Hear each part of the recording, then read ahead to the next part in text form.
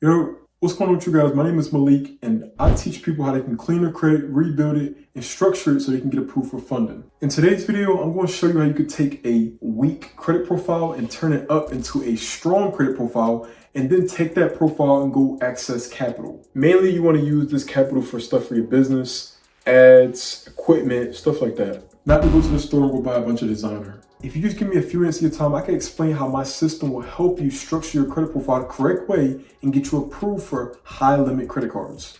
All right, so let's say that you started out with very low limits. You got a $500 limit and you got a $1,000 limit. These are very low limits. You don't want these limits right here because they're very low and they're not going to get you access to this 100K in funding that you want. The Amex, the US bank cards, the Chase cards, all that stuff. That's not going to help you get there. So you have credit age, you have a good credit score, but you don't have what the banks want to see to get you access to this business funding. Don't worry, I got you. It's all going to make sense in a minute. So there's two routes that you can go. You can go the secure credit card route, or you can add 2 authorized users, boost up your credit profile, and get approved for a high limit starting card. So what's going to happen is you're either going to add 2 authorized users with a 10K limit and 5 years plus of credit history. Because if it doesn't have 5 years or more history, or it doesn't have a 10K limit, it's a waste of time. If you go to secure credit card route, you want to make sure this credit card has at least a 5K limit. So you're going to take $5,000, put it on this credit card, manage it for 6 months to a year, call them, ask them for a credit limit increase, and they're going to give you your money back. So now you went from these low limits to having 2 authorized users on your credit profile with a 10K limit and 5 years of age. You're going to throw down your credit profile and you're going to skip up here, right? Now you have a Amex card, right? So this is a tier 1 bank. It's a tier 1 bank card. You have an Amex card with a 2.5K limit to a 5K limit. So that means that whatever limit you got, they're usually going to give you something higher for your next credit card, or they're just going to give you something around that range. So if you got a 2.5K card, they might boost you up to 4,500 or 5K or something like that. So your next card could be the Sapphire Preferred, right? That could be your next card and everything like that. The Sapphire Preferred is going to give you a 5K limit minimum. If you guys didn't know that, the Sapphire Reserve will give you a 10K limit minimum. Now, let's say that you did not go this route. You just decided to get you a secure credit card, wait it out, and everything like that. You don't want to go through the trials and tribulations of dealing with that card, because what people don't tell you is either way you look at it, you're going to have to wait. You have to wait. You're not just going to throw 5 trade lines on your credit report and then you get approved for a $10,000 credit card. I mean, it's possible, but it doesn't always work that way. Like, even if you took 5 authorized users with $20,000 limits and 10 years of history, and you went and you applied for the Sapphire Reserve, it's a big chance you might get it, but it's also a big chance you're going to get denied. And then you're just better off just going to go get an Amex or another tier 1 card, because they're probably still going to give you a decent limit, but you spent a lot of money getting those 5 authorized users. And I'm trying to teach you how you can take your money and get the most out of it. The best part about the secure credit card route too is they give you your money back as long as you were responsible. So they're going to give you your money back. So this 5K limit right here is going to give you access to the Sapphire Preferred and the Sapphire Reserve. But if you don't feel confident that you're going to get approved for the Sapphire Reserve, I would tell you to go after the Sapphire Preferred, because you already have a 5K limit on your profile and this card is going to be unsecured now. And they already give you your money back. So you can qualify for anything over 5K now because you already have a 5K card on your profile. We're going to still keep these open. You don't want to let these go. I know you want to get rid of them because they're so bad and everything like that, but I will tell you, just keep them right now. Don't let them go. So you've already decided you're not going to let them go. So you got approved for a Sapphire Preferred. If you happen to get the Sapphire Preferred first, I recommend that you keep the Sapphire Preferred for at least 3 to 6 months before you apply for the Sapphire Reserve.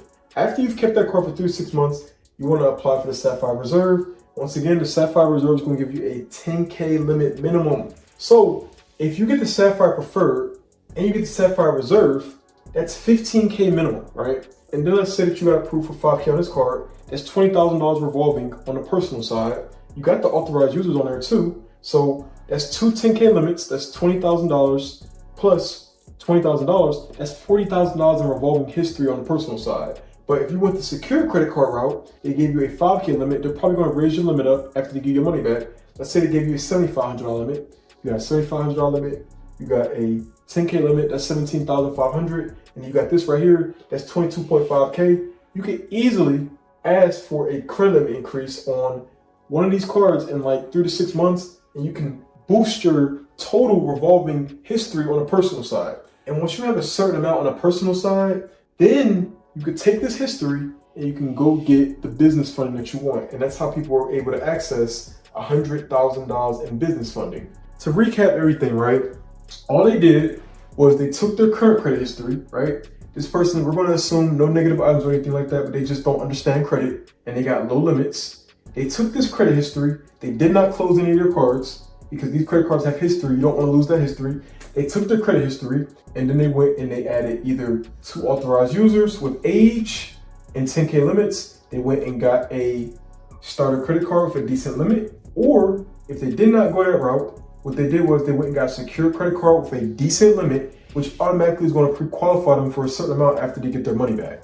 So the thing that you guys need to understand though is that it does not matter how you build your credit profile out. As long as you end up with high limits, that's all they care about. They don't give a fuck if you have a credit one card for 10K limit. I'm just saying it's very rare that you get a credit one or a first letter to or any of those shitty credit cards with a high limit. And if you do have a high limit on these cards, you probably still can get funded, believe it or not. But if you don't, you're better off applying for a better credit card overall because the benefits on these credit cards are very shitty and most of them still have annual fees, so it's no point keeping them. Okay, so now here's where things get interesting, right? So you might think that just because you got approved for this funding right here, right? You got approved for the funding and everything, that now it's time for you to go ahead and just, close these cards. I would recommend that you never close these cards. The only way that I would recommend you guys close these cards is if you already accessed all the funding that you wanted to access, or these credit cards right here, the Sapphire and the Reserve, plus this other card right here, or maybe a secure credit card, they have years of history. If they do not have years of history, there's no point because all you're going to do is you tank your credit score. Your credit score is probably going to be around, I don't know, let's say it's 800. Let's say you have an 800 credit score. You're going to close these 3 credit cards right here, and then your shit is going to end up looking like this. It's going to be a 720 because your credit age is going to go down. It's going to go all the way down. So that's why it's very important that you keep the old credit cards, even if you don't like them, and you close them once your average age is not going to be impacted as bad. So if you had, let's say 5 years of average age on these and you open these up and it dropped to like 3 or 3.5 or something, whatever your credit age is, wait till these cards age, wait till they have a few years of history on them, and then close these credit cards right here. Or if you don't want to wait, let these age out, add some authorized users, and if you get lucky, I'll tell you guys a little secret, right? If you get lucky, the authorized users will stay on your credit report forever. It's a glitch, right? It's a glitch. You might not pick up on this. If you do not watch this video, you'll never hear anything about this because nobody talks about it. Sometimes authorized users will stay on your credit report forever. Don't believe me? I'll show you guys an example at some point. Anyways, right? You add the authorized users on there, and then that's gonna take the history that you lost from these cards up here, and it's pretty much going to add it right back. And it might be even better limits. The only difference is, it's a primary account, it's a trade line, so it doesn't hold as much weight as these. But believe it or not, these will hold more weight than these will ever hold. Even if these have 10 years of history and these have 5, the fact that it's a higher limit, it's going to hold more weight than these cards will ever hold. And that's why these cards will never get you approved for $100,000 in funding. And that's why you add in the authorized users or you get a secure credit card and go on the route of getting approved for other credit cards will. Thank you guys for watching the video. I appreciate it. If you guys want me to help you clean your credit, rebuild it, and structure it so you can get approved for funding, all you need to do is check out the description of this video. You'll see a link that says apply to work with me. You'll click that link, get signed up. You're going to fill out a form. You're going to answer all the questions correctly. And if you qualify, you'll be able to hop on a call with me and my team. In 2025, I helped over 1,000+ people fix their credit, and my goal is to help as many people as possible. I want to be the second chance to people and let them know that it's possible for them to have a second chance at life. A lot of people think that just because they have bad credit that it's the end of the world, and that's not 100% true. And by me making my content, a lot of people have realized that it's actually not as hard as it may seem. So if you like this video, make sure you like, make sure you comment, and make sure you subscribe so you can send this video to somebody who might actually need it. Anyways, I'll see you guys in the next video. Peace out.